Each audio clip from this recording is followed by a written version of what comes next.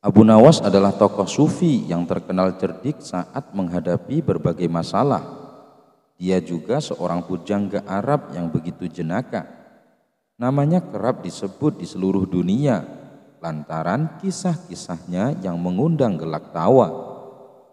Dikisahkan, Abu Nawas memiliki tetangga seorang ateis, di mana ateis merupakan keyakinan yang tak mempercayai adanya Tuhan.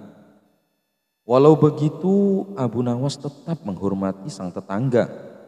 Jika mendapat rezeki berlebih, Abu Nawas lalu membagikannya kepada para tetangga, termasuk tetangganya yang ateis. Begitupun sebaliknya, tetangga ateis tersebut selalu berbagi kepada Abu Nawas jika mendapat rezeki yang banyak. Keduanya hidup rukun dan saling menghormati, meskipun keyakinan mereka tentang Tuhan sangat bertolak belakang. Namun ada satu hal yang membuat tetangga ateis ini kesal dengan perilaku Abu Nawas.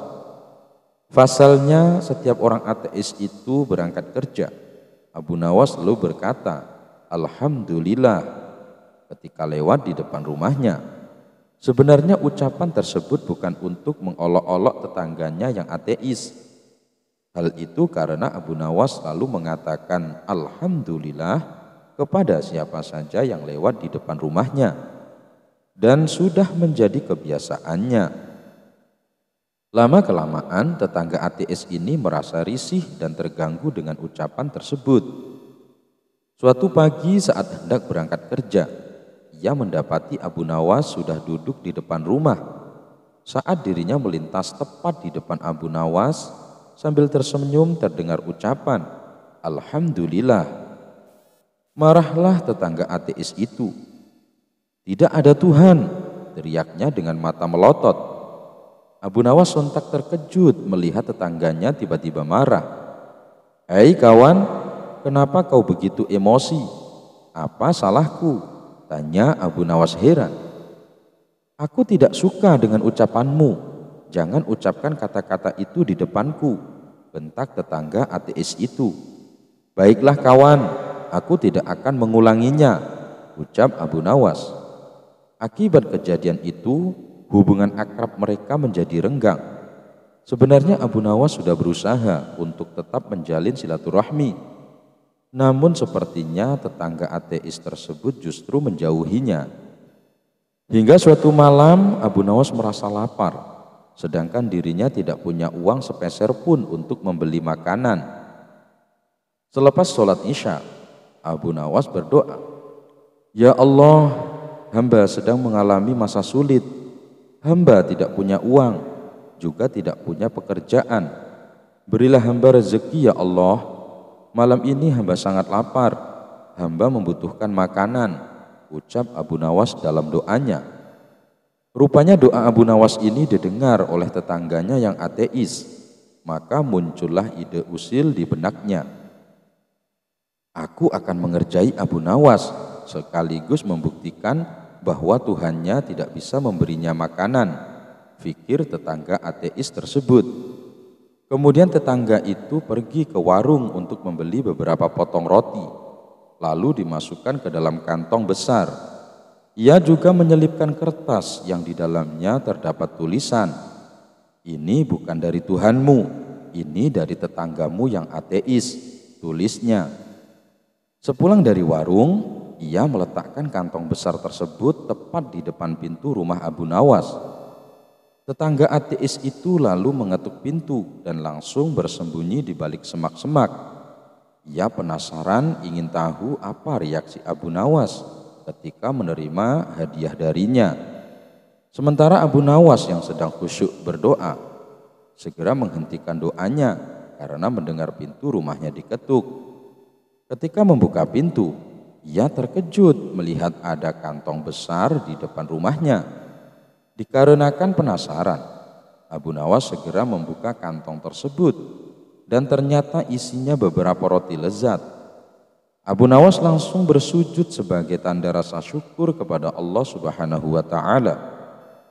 "Alhamdulillah ya Allah," ucap Abu Nawas setengah teriak.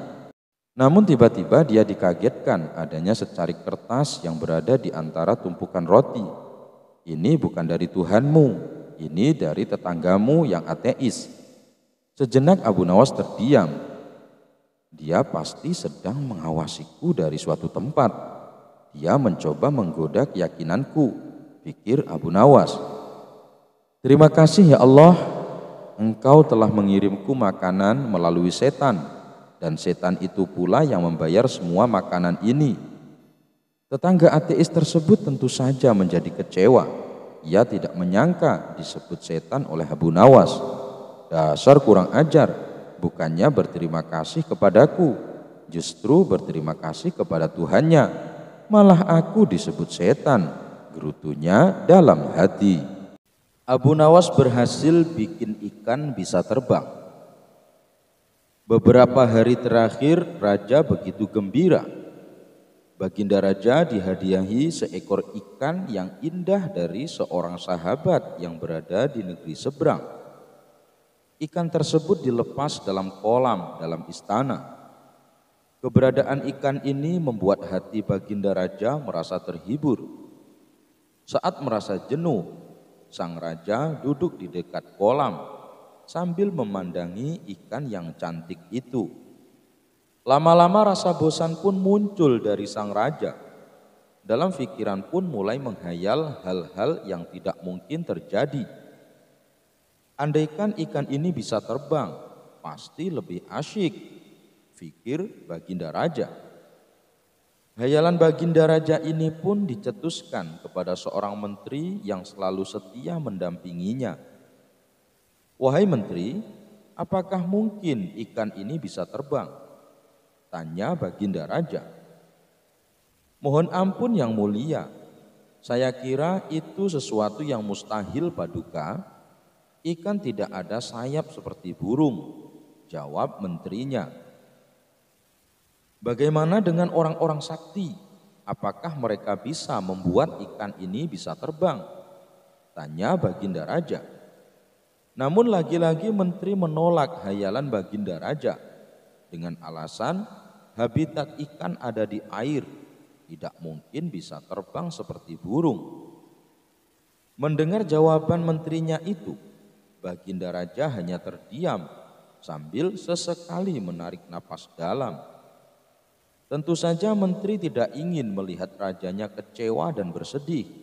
Ia pun memiliki ide untuk memecahkan kebuntuan obrolan itu.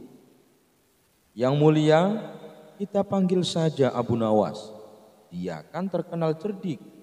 Kita suruh saja dia membuat ikan Paduka bisa terbang, usul sang menteri. Usulan itu dianggap masuk akal oleh sang raja. Ia pun meminta menterinya segera memanggil Abu Nawas. Betul juga katamu itu.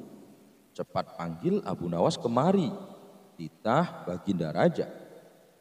Singkat cerita, Abu Nawas pun menghadap Baginda Raja. Ampun yang mulia, ada gerangan apa Paduka memanggil hamba? Tanya Abu Nawas. Begini Abu Nawas, aku ada perintah untukmu. Jika kamu berhasil melakukannya, aku akan memberikan hadiah 1000 dinar untukmu, kata Baginda Raja. Tentu saja Abu Nawas terkejut. Uang yang ditawarkan begitu banyak dari biasanya. Tanpa berpikir lagi, Abu Nawas mengiyakan permintaan raja. Siap Paduka, hamba siap melaksanakan perintah Paduka, kata Abu Nawas penuh semangat. Baginda Raja pun menjelaskan apa yang akan dilakukan Abu Nawas. Begitu juga Abu Nawas tergiur dengan hadiah besar tanpa peduli dengan apa yang akan diperintahkan raja. Baginda Raja pun mengajak Abu Nawas menuju kolam taman istana. Kamu lihat ikan dalam kolam itu. Aku ingin ikan itu bisa terbang, perintah Baginda Raja. Sontak Abu Nawas pucat pasi dan berkeringat dingin atas titah Baginda Raja. Permintaan Baginda Raja itu tidak mungkin bisa terjadi. Maksud yang mulia, saya membuat ikan ini bisa terbang, tanya Abu Nawas. Baginda Raja pun mengiyakan.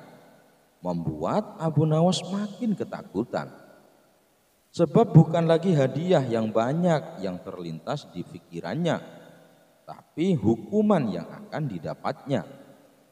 Sebab sebelumnya raja akan selalu menyiapkan hukuman bila Abu Nawas gagal melaksanakan perintahnya. Kenapa diam Abu Nawas? Kamu kan sudah menyanggupi. Ingat Abu Nawas, kamu gagal, hukuman menantimu.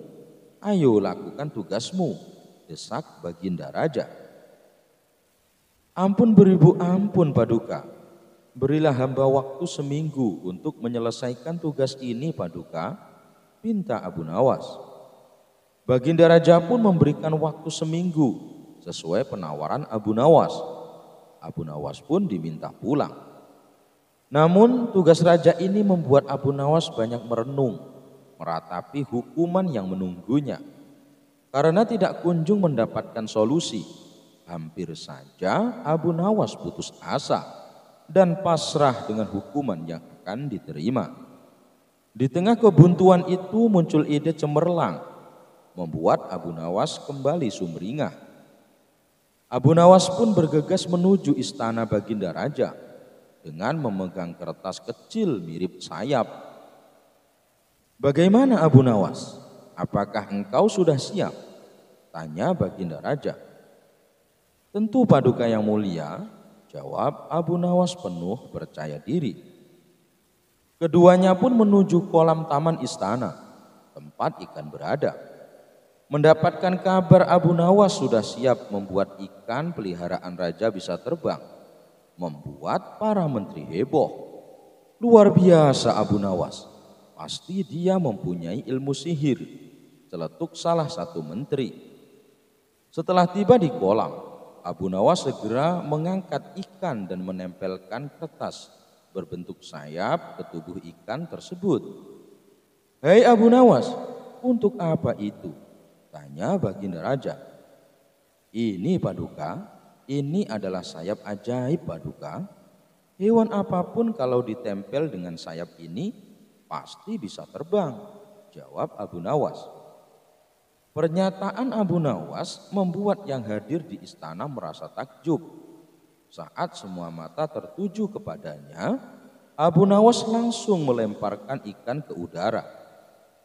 Sesaat ikan itu terlihat seperti terbang. Tidak beberapa lama, ikan itu langsung mengarah ke tanah hingga menghantam batu. Ikan itu pun akhirnya mati. Melihat apa yang dilakukan Abu Nawas, membuat Baginda Raja murka. Hei Abu Nawas, bukan saja telah gagal membuat ikan itu terbang, tapi kau sudah membuat ikanku mati, hardik Baginda Raja. Tunggu dulu Paduka yang mulia, bukankah Paduka sudah melihat sendiri bagaimana ikan itu tadi sudah terbang ke atas, timpal Abu Nawas. Betul, tapi ikan saya jatuh dan mati, protes Baginda Raja. Iya, itu bukan salah saya yang mulia. Yang mulia hanya memerintahkan membuat ikan itu terbang.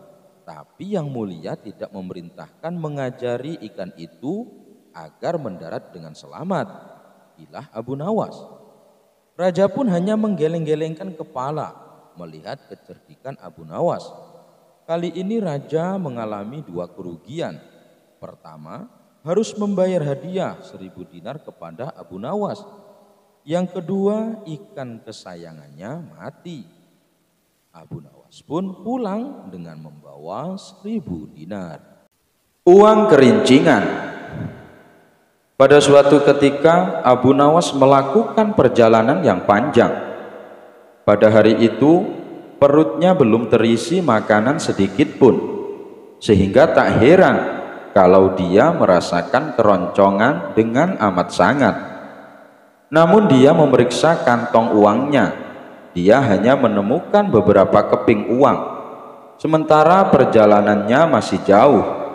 Bila uang itu digunakan untuk membeli sesuatu, nanti ongkos perjalanannya tidak akan terbayar.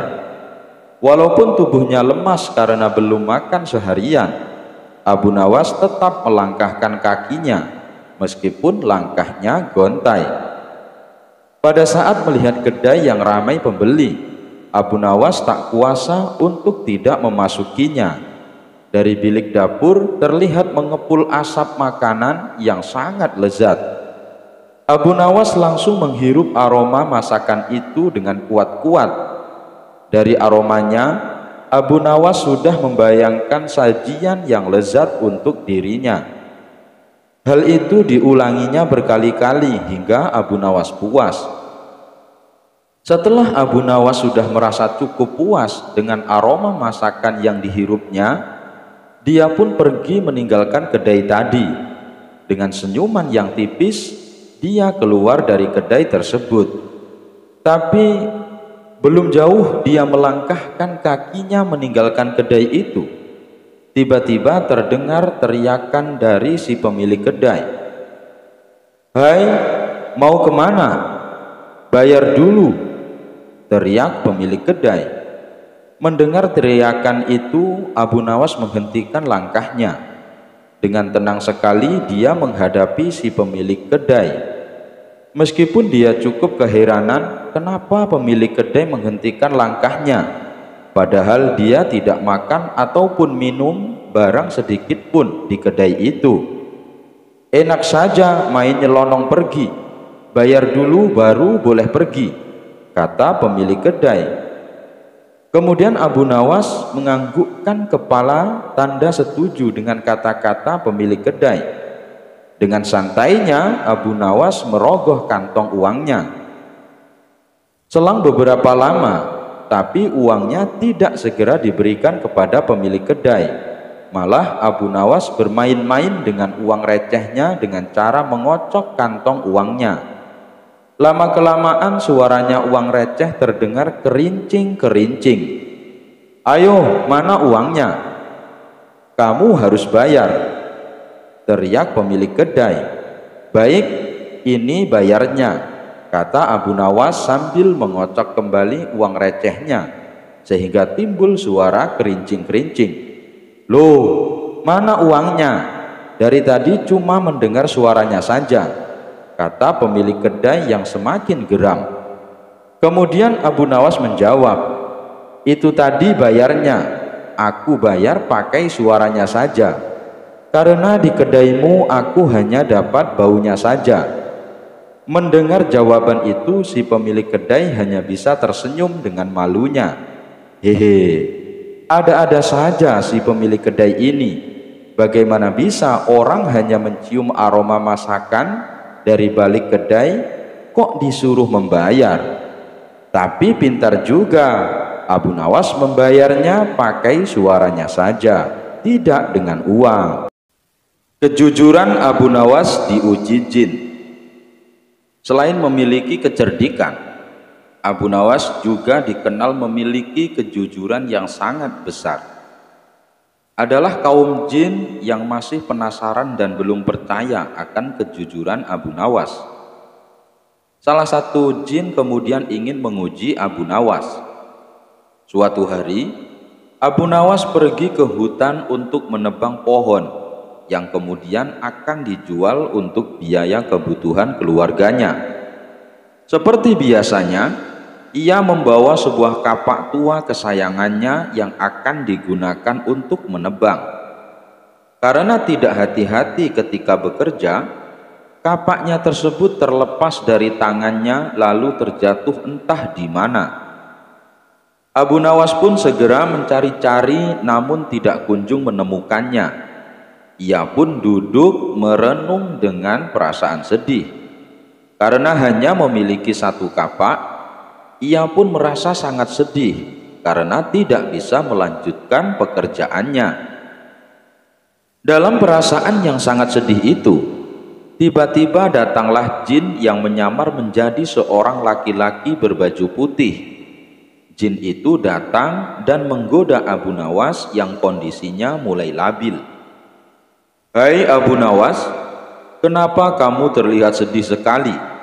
tanya jin. "Iya Pak, kapakku telah jatuh ke jurang, jadi aku tidak dapat melanjutkan pekerjaanku lagi." Padahal itu adalah satu-satunya kapak yang aku miliki, jawab Abu Nawas sedih. Oh begitu, saya akan bantu untuk mencarikannya untukmu, kata jin. Sang jin pun mencari-cari ke sana sini sekitar tempat Abu Nawas menebang pohon tadi. Pada waktu itulah kesempatan jin untuk menguji Abu Nawas. Terbesit di benak jin untuk memberikan kapak yang lain yang terbuat dari emas. Jin itu ingin mengetahui apa reaksi Abu Nawas nantinya. Wahai Abu Nawas, apakah ini kapakmu? Tanya jin sambil menunjukkan kapaknya. Bukan, kapak saya jelek, jawab Abu Nawas.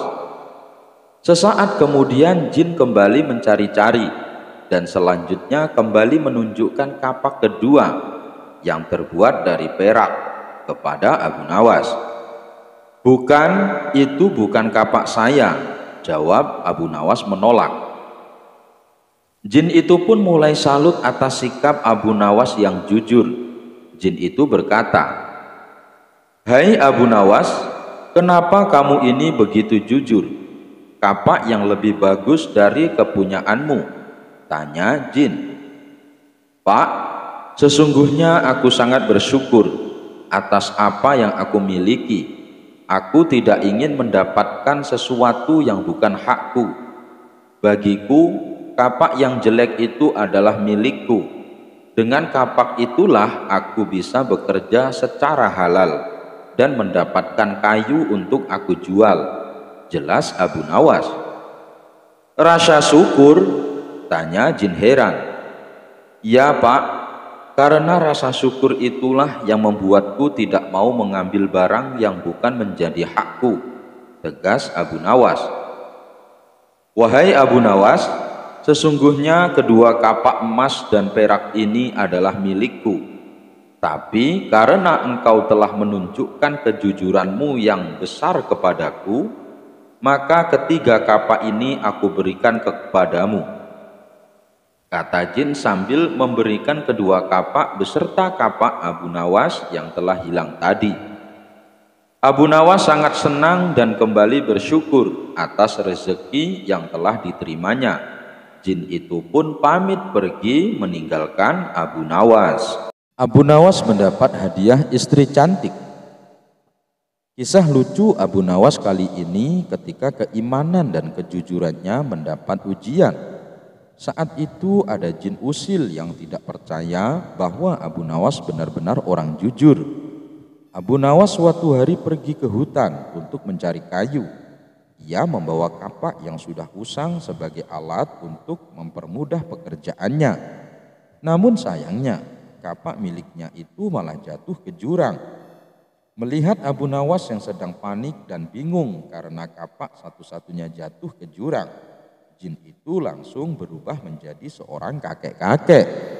Jin yang menjelma jadi kakek itu langsung menanyakan apa yang sedang terjadi. Lalu Abu Nawas mengatakan kalau kapak miliknya jatuh ke jurang dan kesulitan mengambilnya. Kemudian kakek itu menawarkan diri membantu mengambil kapak milik Abu Nawas. Namun kapak yang diambil sang kakek dari dalam jurang terlihat berbeda, berlapis emas dan sangat mewah. Apakah ini kapak milikmu? Tanya kakek itu. Bukan kek, ujar Abu Nawas. Lalu kakek itu langsung menggantinya lagi.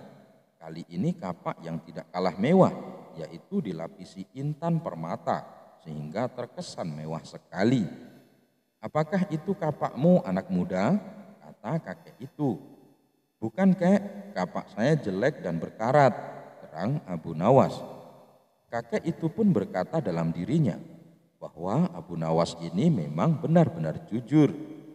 Sebelum memberikan dua kapak mahal tadi, kakek itu bertanya kepada Abu Nawas, mengapa tetap ingin kapaknya yang sudah usang itu? Aku tidak mau mengambil yang bukan hak saya, kek. Aku adalah orang yang selalu bersyukur dengan apa yang aku miliki. Bagiku kapak jelek ini adalah rezeki yang luar biasa karena bisa memberikan nafkah yang halal, ucap Abu Nawas.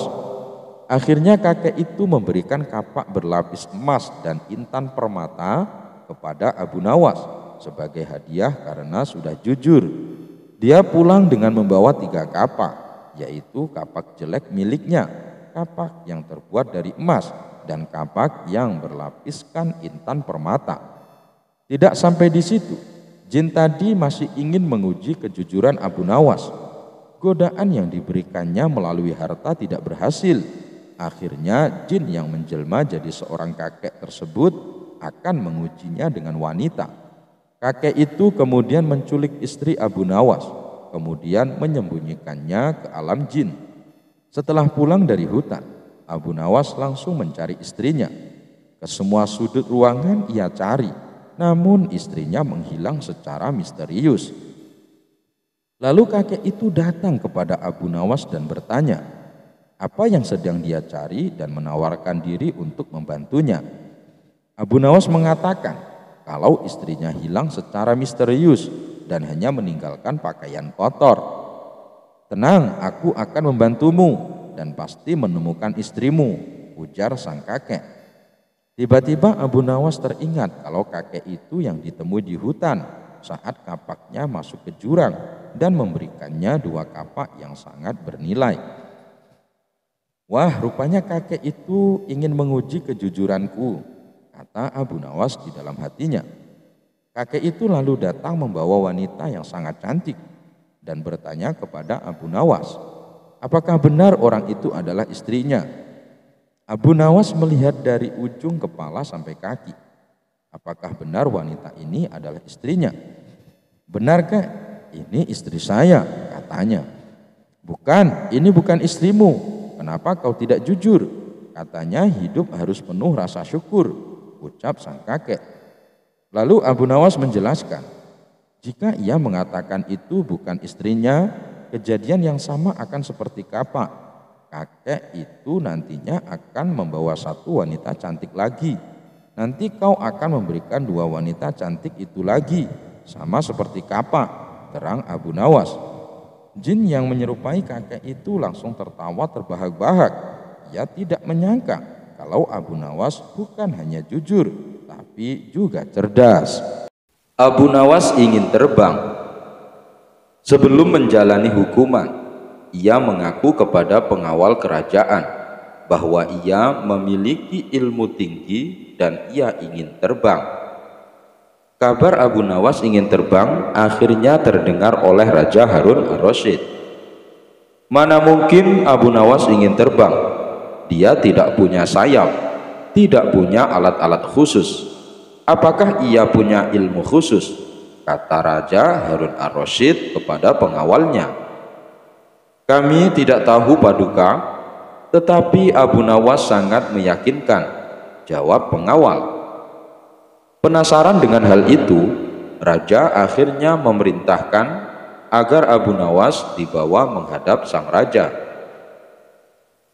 Abu Nawas, betulkah kamu ingin terbang? Tanya baginda Raja.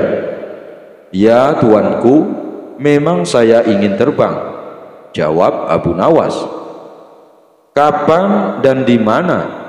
Tanya Raja secara beruntun.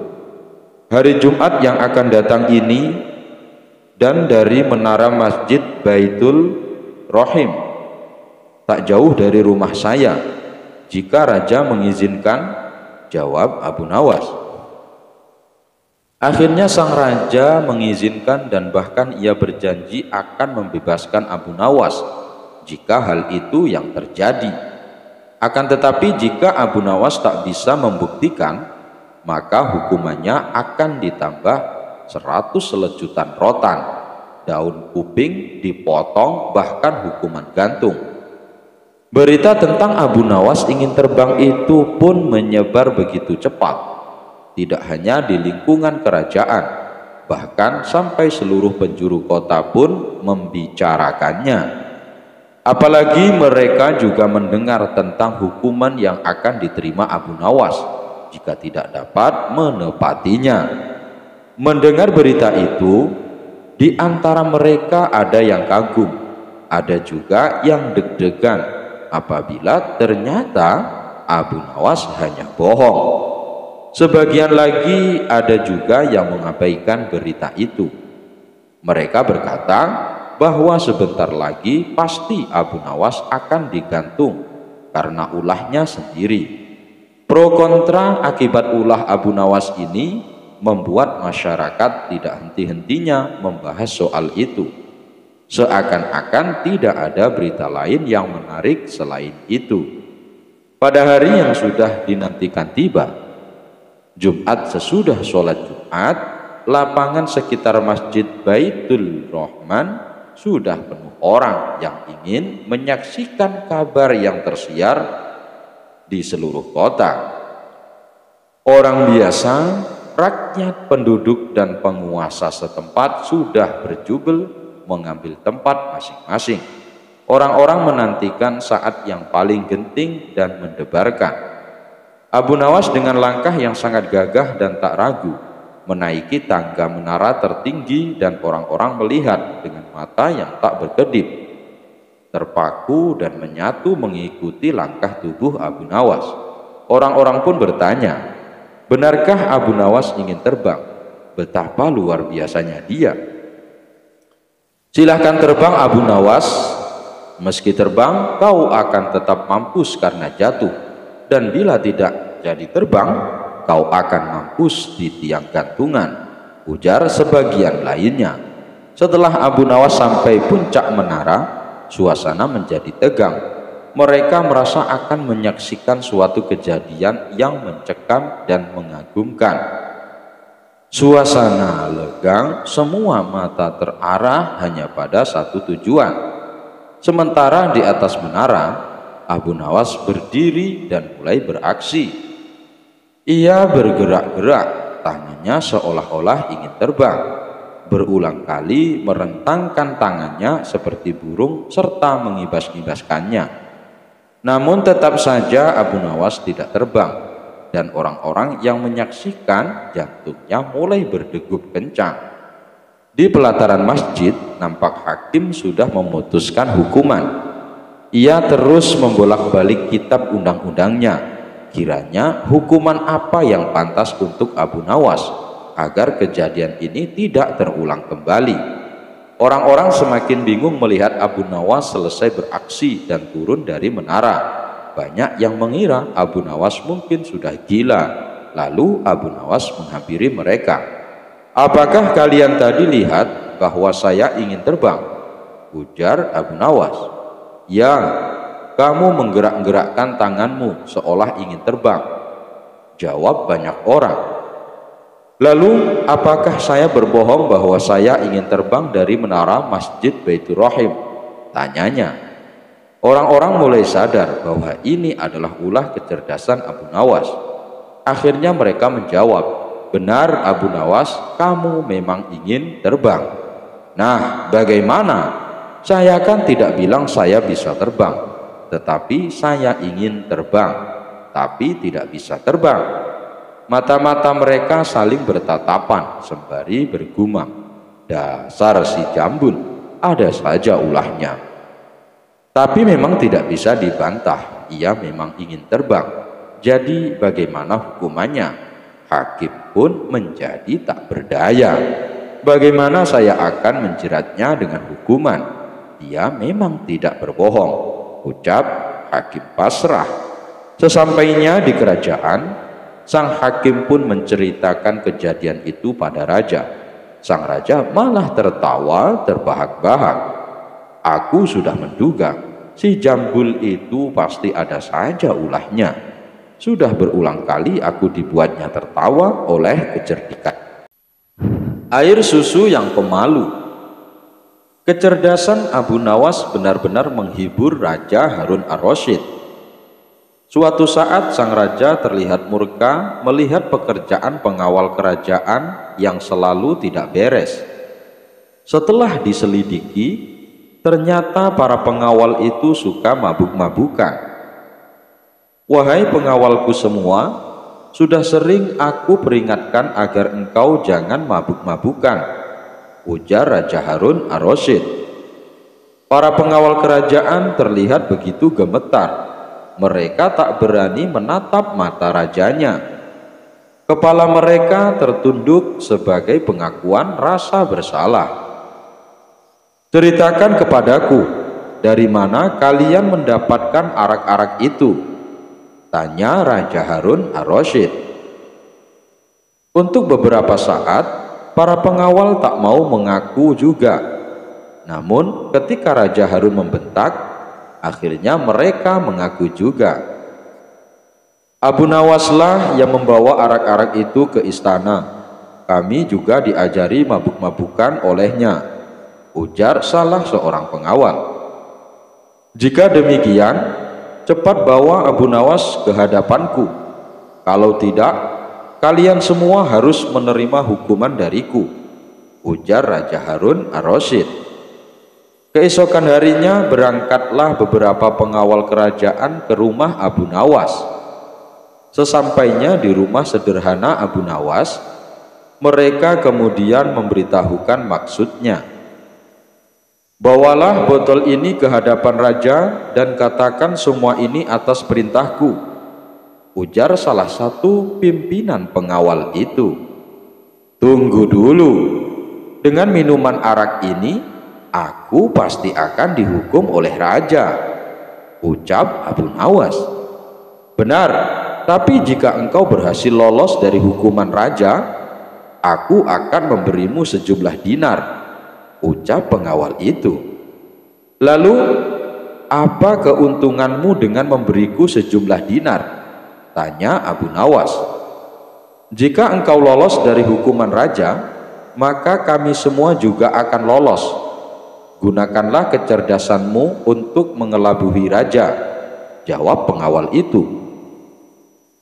Akhirnya Abu Nawas bersedia menerima tugas itu dan memegang sebotol arak berwarna merah. Ia menemui Raja Harun ar-Rasyid. "Wahai Abu Nawas, apa yang engkau pegang itu?" tanya Raja Harun ar-Rasyid. Dengan gugup Abu Nawas menjawab, "Ini susu Baginda, rasanya enak sekali," jawab Abu Nawas seenaknya.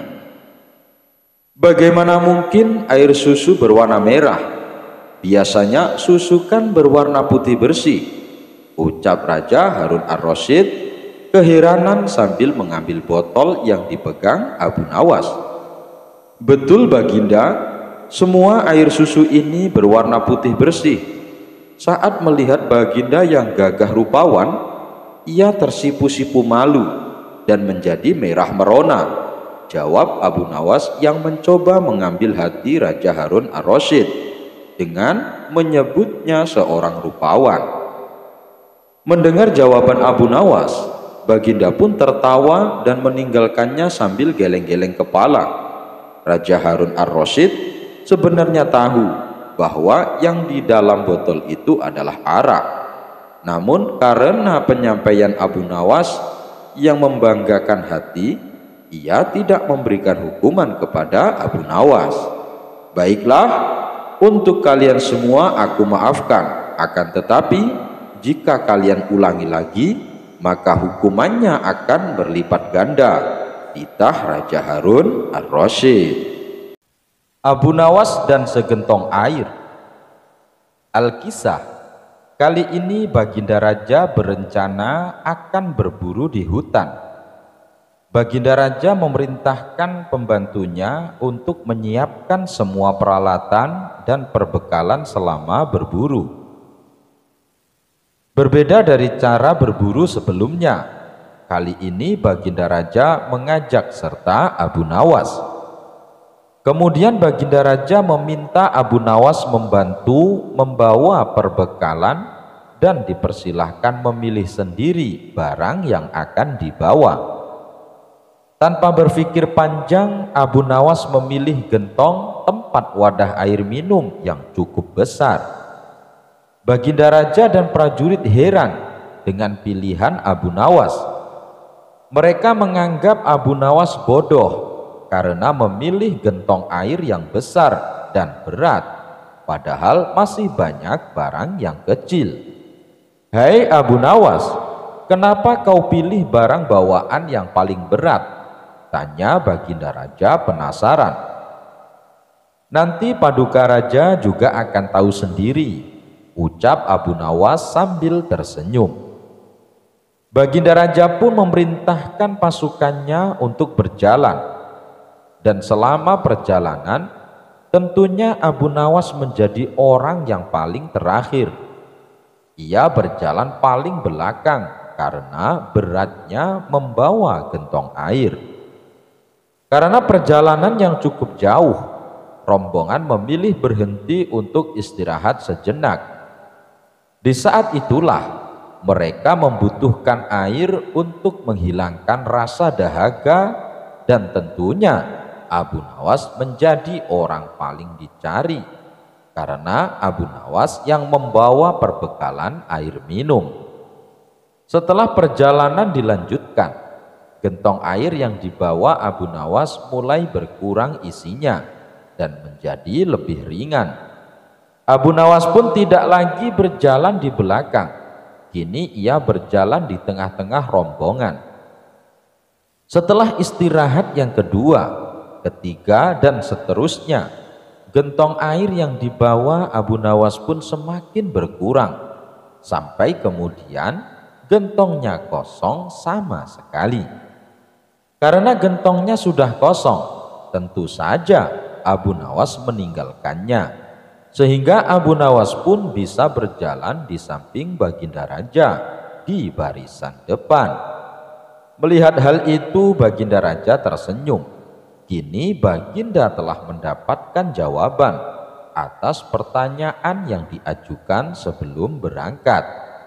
"Kamu memang cerdik, Abu Nawas," ujar Baginda Raja dalam hatinya. Cara melihat setan. Suatu hari Abu Nawas akan pergi ke hutan untuk mencari kayu bakar. Tiba-tiba di tengah perjalanan ada seorang laki-laki yang menghampiri Abu Nawas. Laki-laki yang menemui Abu Nawas ini terkenal dengan kebijakannya. Dia suka mabuk-mabukan, berjudi, dan main wanita.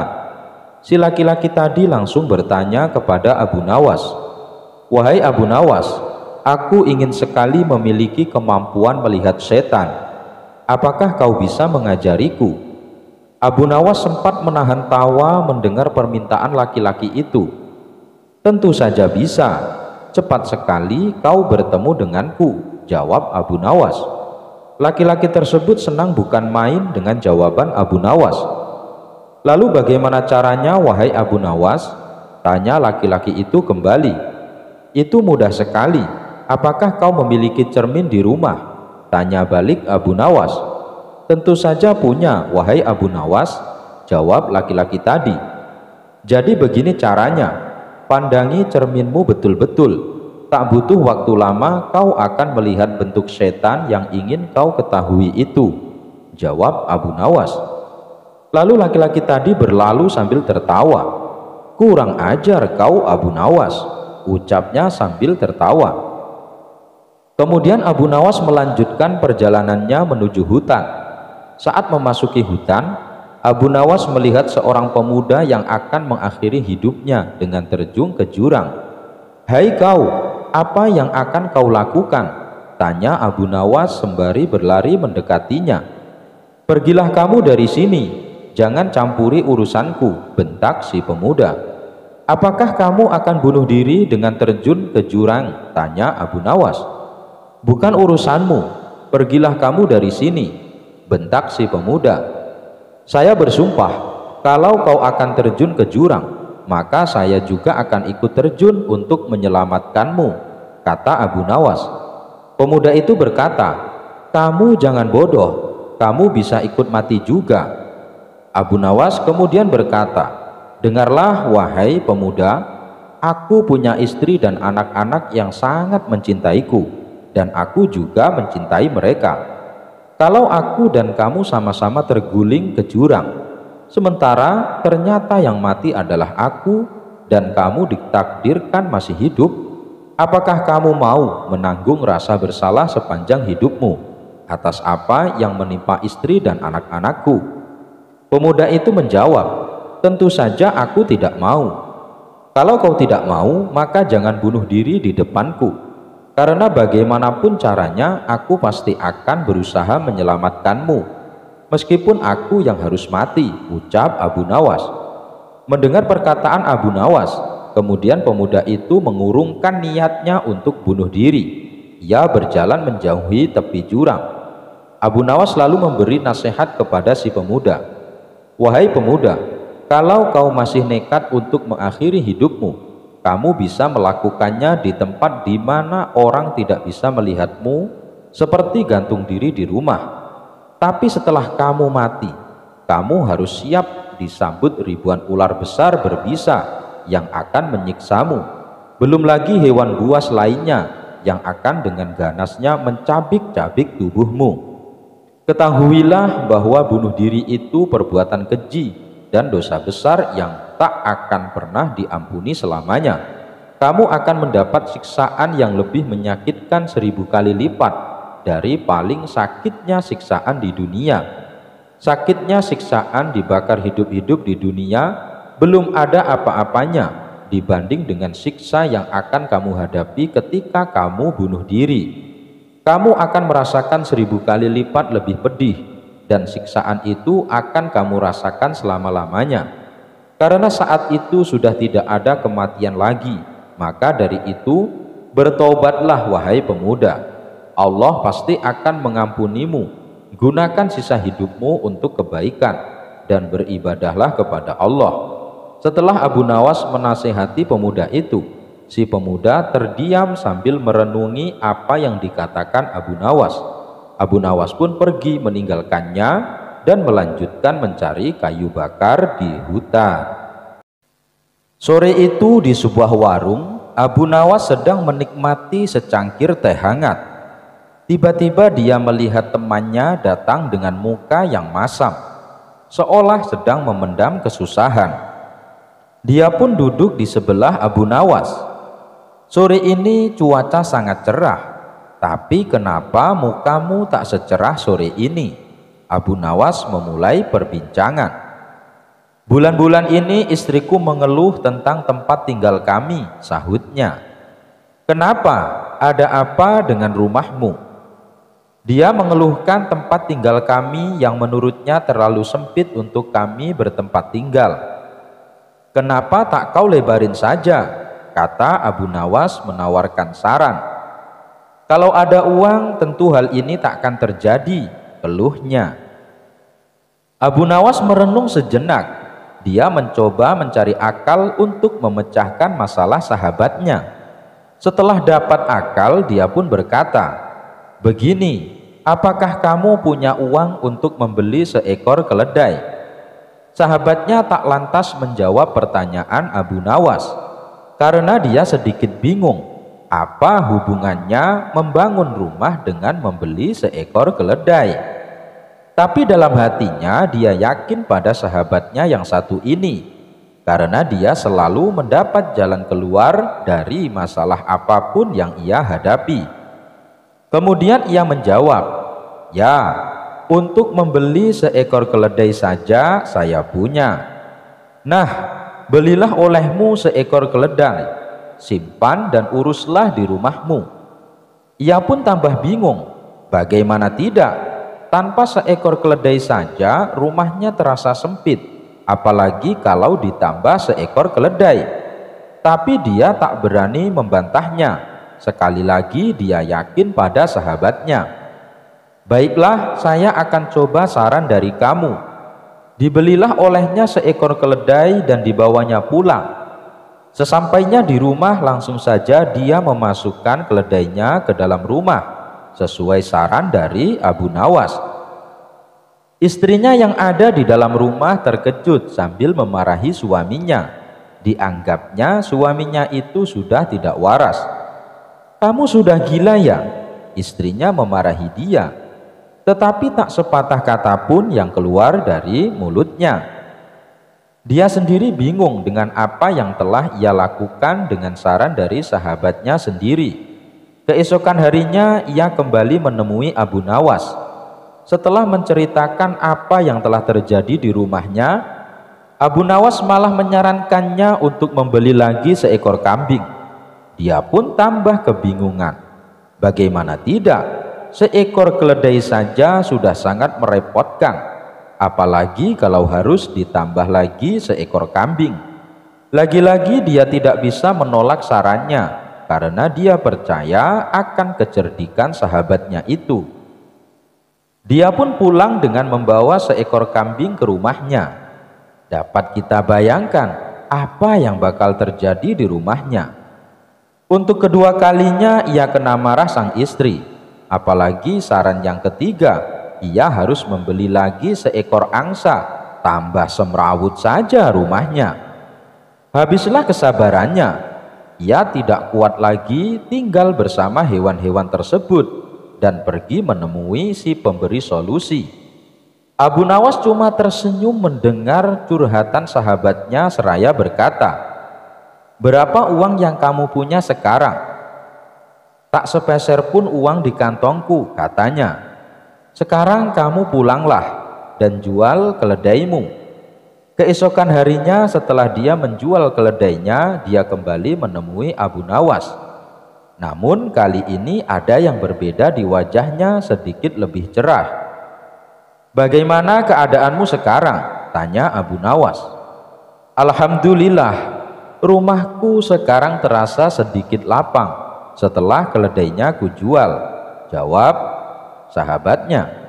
"Nah, sekarang kamu jual kambing dan angsanya," kata Abu Nawas. Dia pun menuruti kata sahabatnya itu. Keesokan harinya wajah dia benar-benar sumringah, tak ada beban yang tergambar di wajahnya sedikit pun. Dia pun berterima kasih kepada Abu Nawas sahabatnya. Akhirnya dia dan istrinya sadar bahwa kelapangan itu ada setelah kita merasakan terlebih dulu kesempitan. Pada suatu hari, seorang saudagar yang sangat terkenal kaya akan menggelar pesta besar-besaran dan terbilang cukup mewah. Karena yang mengadakan pesta adalah saudagar kaya, sudah barang tentu yang diundang juga dari kalangan orang-orang kaya.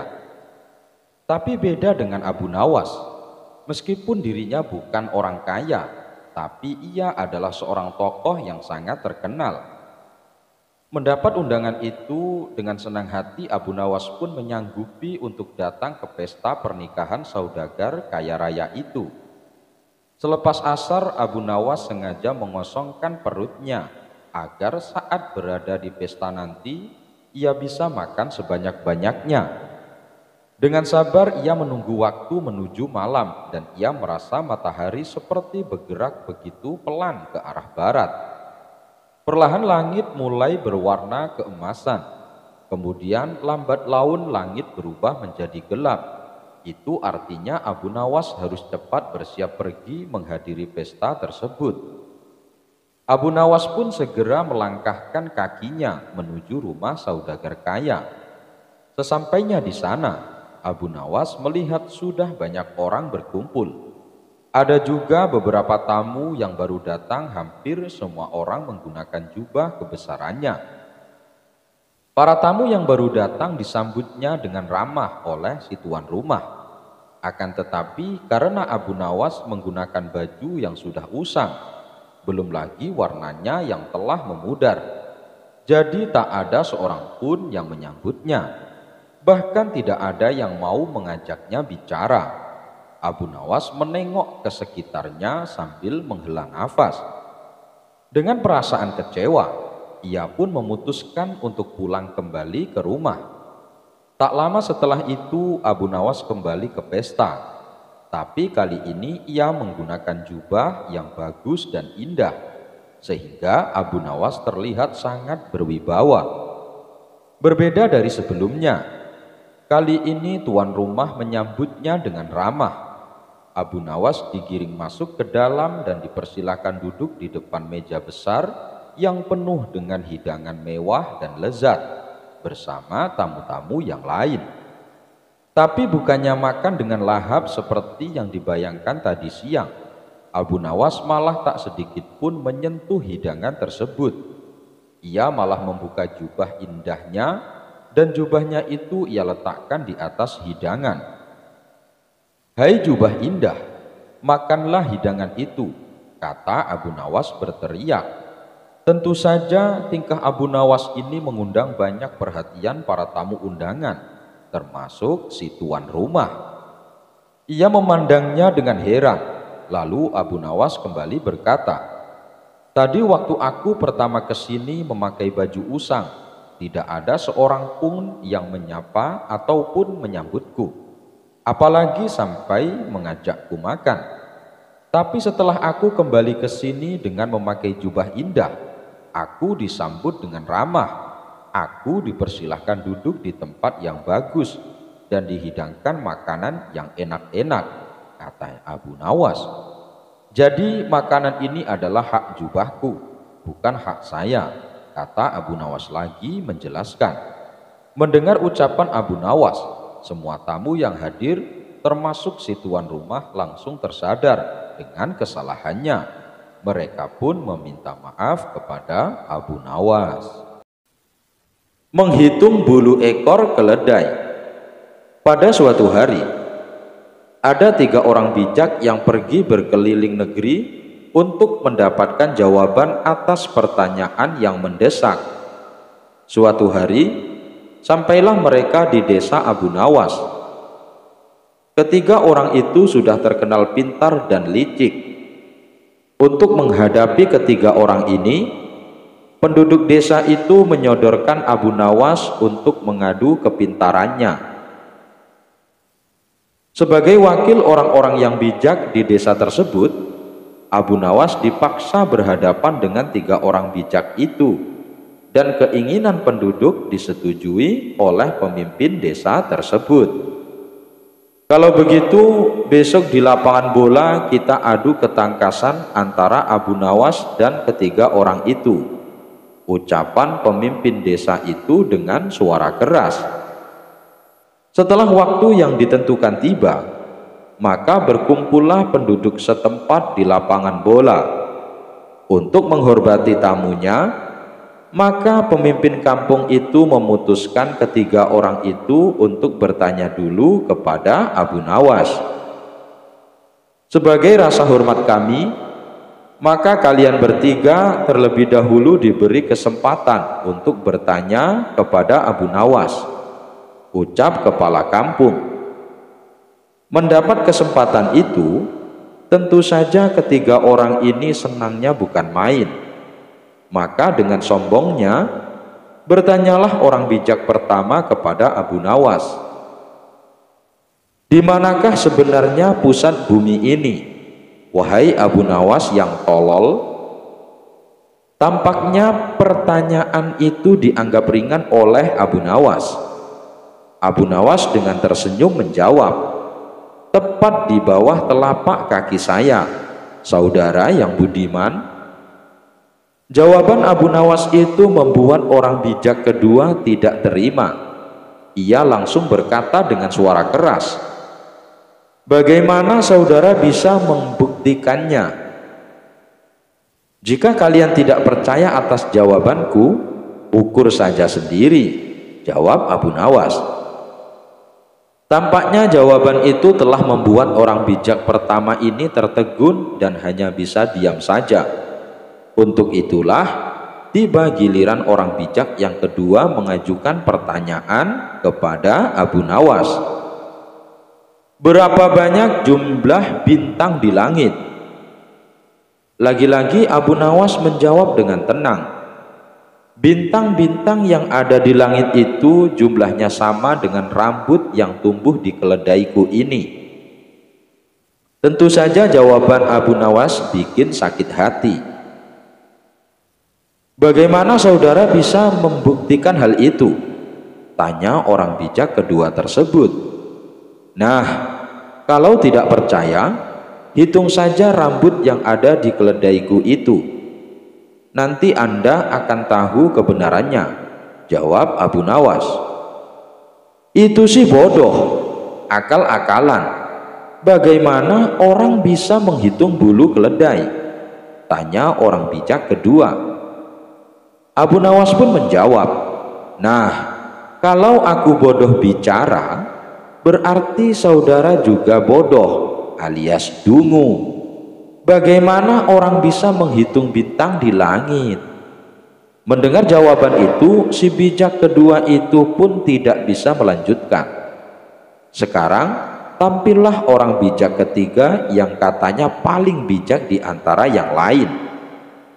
Ia memang agak terganggu oleh kecerdikan Abu Nawas dan dengan ketus bertanya, "Tampaknya saudara tahu banyak mengenai keledai. Tapi coba saudara katakan kepadaku, berapa jumlah bulu yang ada di ekor keledai itu?" "Aku tahu jumlahnya. Jumlah bulu yang ada di ekor keledaiku ini sama dengan jumlah rambut di jenggot saudara," jawab Abu Nawas dengan santai. "Bagaimana saudara bisa membuktikan hal itu?" tanya si bijak ketiga tersebut. "Oh, itu mudah. Begini, saudara mencabut selembar bulu dari ekor keledaiku, dan kemudian akan aku cabut sehelai rambut dari jenggot saudara. Nah, kalau sama, maka apa yang aku katakan itu benar. Kalau tidak, berarti saya keliru," jawab Abu Nawas. Tentu saja orang bijak yang ketiga itu tidak mau menerima cara menghitung tersebut. Kemudian orang-orang desa mengatakan bahwa ternyata Abu Nawas adalah orang yang paling bijak di antara ketiga orang bijak itu. Menghitung kematian tahanan. Kisah ini dimulai dengan diadakannya hajatan besar-besaran di negeri 1001 malam. Tersebutlah nama Raja Harun ar-Rasyid yang punya niat untuk merayakan pesta hari jadi kerajaan. Raja berniat untuk merayakan pesta bersama dengan rakyatnya, dan hari yang dinantikan telah tiba.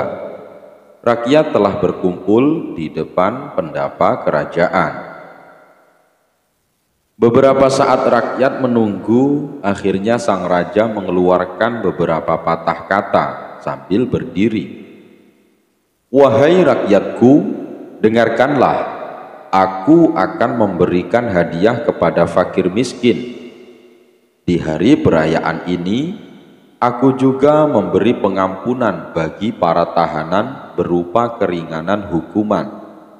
Mereka yang telah menjalani hukuman penjara mendapatkan remisi selama setengah dari masa hukuman yang belum ia jalani," seru raja di hadapan rakyat.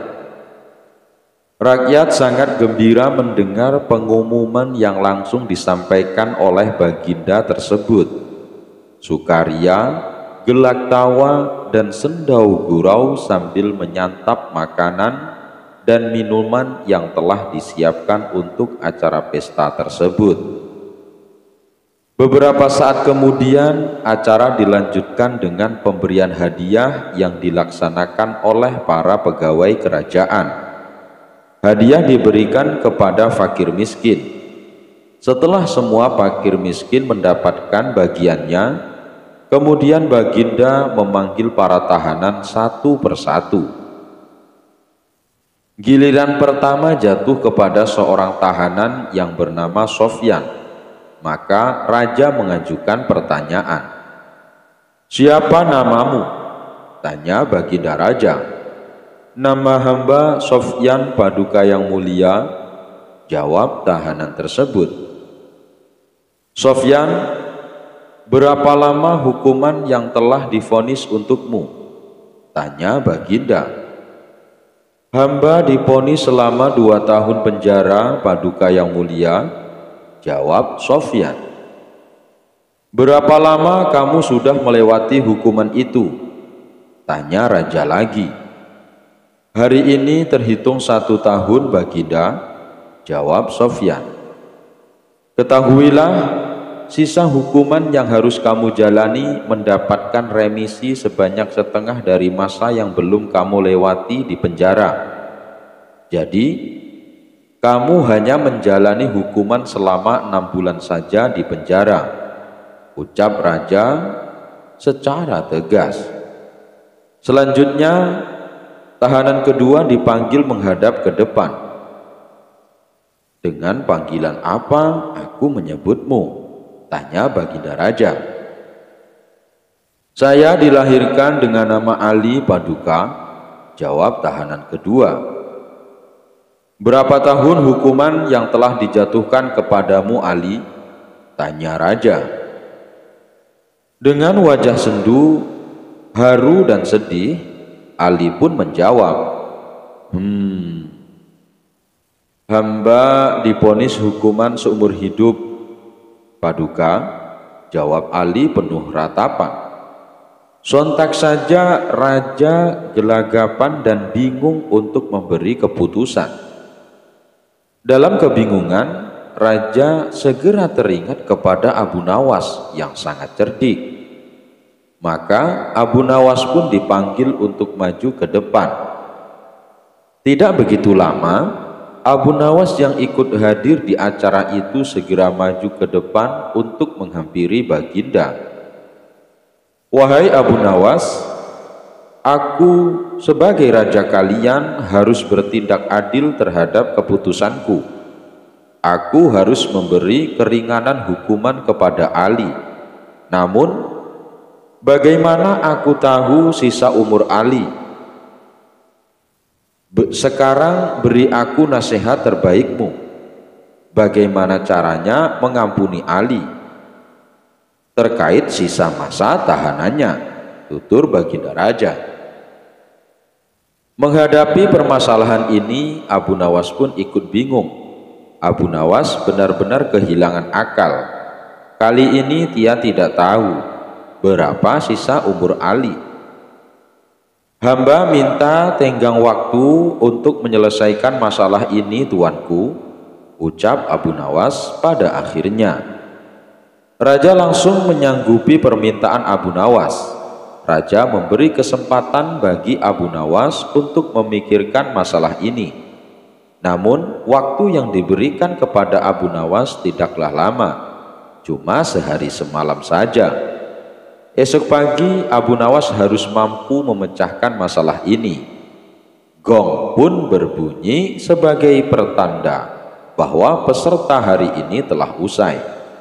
Diumumkan kepada rakyat bahwa besok akan ada lagi pesta hari kedua. Maka rakyat pun bubar untuk pulang ke rumah masing-masing. Tiba di rumahnya, Abu Nawas berpikir sangat keras. Hingga larut malam, ia tidak bisa memejamkan mata. Hingga suatu saat, Abu Nawas pun tersenyum. Kemudian memejamkan matanya. Pagi telah tiba. Abu Nawas segera berangkat menuju pendapa istana setelah menyelesaikan sholat subuh. Rakyat telah berkumpul lagi di pendapa istana. Abu Nawas pun maju ke depan untuk menghampiri raja dan tahanannya. Abu Nawas, apakah sudah ditemukan caranya? Tanya raja kepadanya. Mudah saja, tuanku. Bebaskan Ali dari hukuman pada hari ini. Esok hari penjarakan ia. Lusa dan seterusnya demikian juga. Penjarakan lagi dan bebaskan lagi selama sehari. Hal ini berlaku sepanjang hayat Ali, tutur Abu Nawas. Luar biasa, benar sekali engkau Abu Nawas. Karena jasamu kali ini aku akan memberimu hadiah. Pengawal, bawa kemari sekantong keping emas, berikan kepada Abu Nawas. Perintah Baginda diiringi kegembiraan. Setelah pesta bubar, Abu Nawas dan rakyat pulang ke rumah mereka. Abu Nawas pulang membawa sebagian hadiah yang ia terima, karena sebagian telah ia bagikan kepada yang berhak. Abu Nawas menjual rajanya. Suatu hari Abu Nawas sangat kebingungan. Bahkan ia hampir putus asa. Sudah 2 hari dapur tidak mengepul asap, karena tidak ada lagi barang yang bisa ia jual. Satu-satunya jalan yang bisa dia ambil adalah menjual manusia untuk dijadikan budak. Sebenarnya jika Abu Nawas mau, dia bisa saja menjual teman-temannya. Namun ia tidak tega karena teman-temannya bukan orang kaya, melainkan orang miskin seperti dirinya. Jalan satu-satunya yang bisa dilakukan Abu Nawas adalah menjual manusia. Akhirnya Abu Nawas memutuskan sesuatu yang tidak biasa.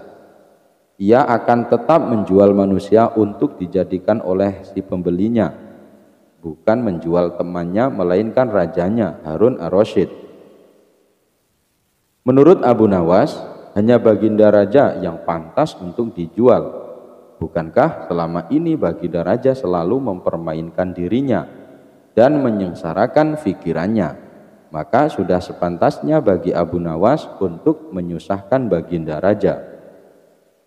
Abu Nawas mencari cara agar bisa menjual Baginda Raja Harun ar-Rasyid. Ia pun mendapat ide dan menjumpai sang raja. Ada sesuatu yang amat menarik yang akan hamba sampaikan hanya kepada Paduka yang mulia. Apa itu wahai Abu Nawas? Tanya Baginda langsung tertarik. Sesuatu yang hamba yakin belum pernah terlintas di dalam benak Paduka yang mulia, kata Abu Nawas meyakinkan. Kalau begitu cepatlah ajak aku ke sana untuk menyaksikannya, kata Baginda Raja tanpa rasa curiga sedikit pun. Tetapi Baginda, kata Abu Nawas sengaja tidak melanjutkan kalimatnya. Tetapi apa? Tanya Baginda tidak sabar. Bila Baginda tidak menyamar sebagai rakyat biasa, maka pasti nanti orang-orang akan banyak yang ikut menyaksikan benda ajaib itu, kata Abu Nawas.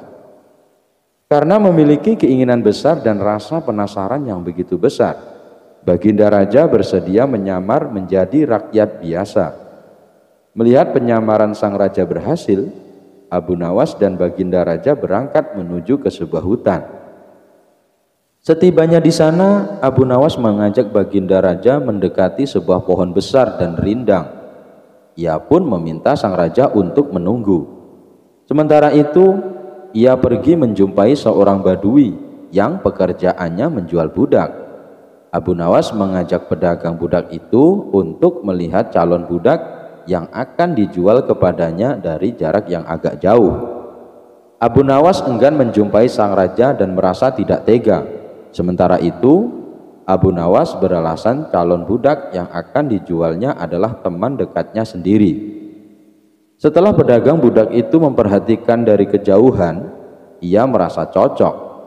Abu Nawas pun membuatkan surat kuasa yang menyatakan bahwa pedagang budak sekarang mempunyai hak penuh atas diri orang yang sedang duduk di bawah pohon rindang itu. Abu Nawas pergi begitu menerima beberapa keping uang emas dari pedagang budak. Baginda Raja masih menunggu Abu Nawas di bawah pohon rindang tersebut. Sampai tibalah pedagang budak menghampiri dirinya. Baginda Raja merasa heran. Mengapa Abu Nawas tidak juga muncul dan mengapa ada orang lain selain dirinya dan Abu Nawas? Siapa engkau? Tanya Baginda Raja kepada pedagang budak. Aku adalah tuanmu sekarang, kata pedagang budak itu agak kasar. Tentu saja pedagang budak itu tidak mengenali Baginda Raja Harun ar-Rasyid dalam pakaian yang amat sederhana. Apa maksud perkataanmu tadi? Tanya Baginda Raja dengan wajah merah padam. Abu Nawas telah menjual engkau kepadaku dan inilah surat kuasa yang baru dibuatnya, kata pedagang budak dengan kasar. Abu Nawas menjual diriku kepadamu, kata Baginda makin murka. Ya, bentak pedagang budak. Tahukah engkau siapa aku ini sebenarnya? Tanya Baginda geram. Tidak dan itu tidak perlu, kata pedagang budak seenaknya. Lalu ia menyeret budak barunya ke belakang rumah. Sultan Harun ar-Rasyid diberi parang dan diperintahkan untuk membelah kayu. Baginda Raja merasa heran dengan semua yang diperintahkan. Ia melihat begitu banyak tumpukan kayu di belakang rumah Badui itu, sehingga memandangnya saja Sultan Harun ar-Rasyid sudah merasa ngeri, apalagi harus mengerjakannya. Ayo kerjakan. Meski ia merasa kebingungan dengan itu semua, Sultan Harun ar-Rasyid mencoba untuk melakukan perintah dari tuan barunya. Sultan Harun ar-Rasyid secara perlahan memegang kayu dan mencoba membelahnya. Namun si Badui melihat cara Sultan Harun ar-Rasyid memegang parang merasa aneh. Kau ini bagaimana? Bagian parang yang tumpul kau arahkan ke kayu. Sungguh bodoh sekali. Sultan Harun ar-Rasyid mencoba membalik parang hingga bagian yang tajam terarah ke kayu. Ia mencoba membelah, namun tetap saja pekerjaannya terasa aneh dan kaku bagi si Badui. Oh, beginikah derita orang-orang miskin mencari sesuap nasi, harus bekerja keras lebih dahulu. Wah, lama-lama aku tak tahan juga, gumam Sultan Harun ar-Rasyid. Si Badui menatap Sultan Harun ar-Rasyid dengan pandangan heran dan lama-lama menjadi marah. Ia merasa rugi barusan membeli budak yang bodoh. Hei Badui, cukup semua ini, aku tak tahan. Kurang ajar kau, budakku harus patuh kepadaku, kata Badui itu sembari memukul sang raja. Tentu saja raja yang tak pernah diperlakukan kasar itu menjerit keras saat dipukul kayu. Hei Badui, aku adalah rajamu, Sultan Harun ar-Rasyid, kata Baginda sambil menunjukkan tanda kerajaannya. Pedagang budak itu kaget dan mulai mengenal Baginda Raja. Ia pun langsung menjatuhkan diri sembari menyembah Baginda Raja. Sang raja mengampuni pedagang budak itu karena ia memang tidak tahu. Tetapi kepada Abu Nawas, Baginda Raja amat murka dan gemas. Ingin rasanya beliau meremas-remas tubuh Abu Nawas seperti telur.